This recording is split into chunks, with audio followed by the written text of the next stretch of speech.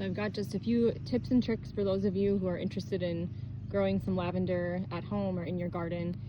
This is a row that we just recently planted.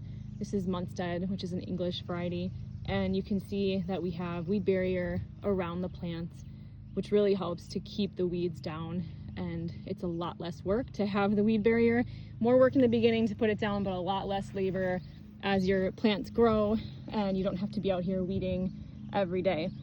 So we have this in our north field, but this is new for our south field this year and something that we've spent a lot of time on the field, and it's already paying off. So eventually this will be covered with the pea gravel as well, so you won't even really see the black weed barrier fabric.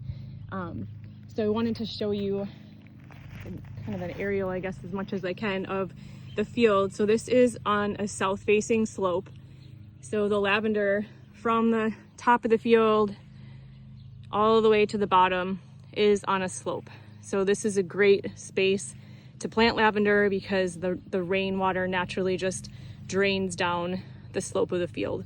So if you have a space that's not flat and you can put it on a slope, that's a great place to plant.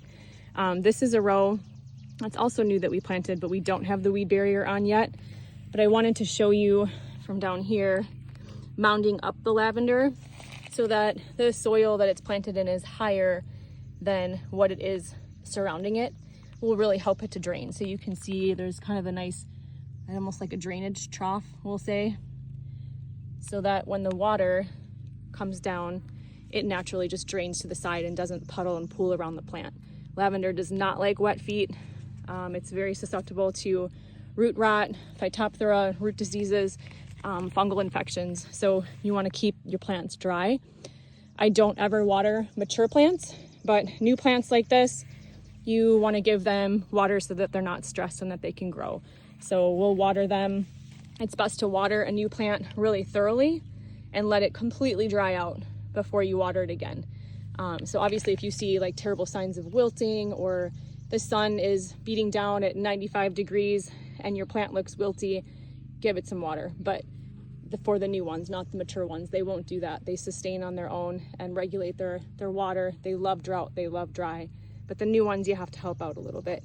But again, best to water thoroughly, let dry out completely, instead of watering every day and keeping it constantly moist, because that can just give the right environment for fungal infections in lavender.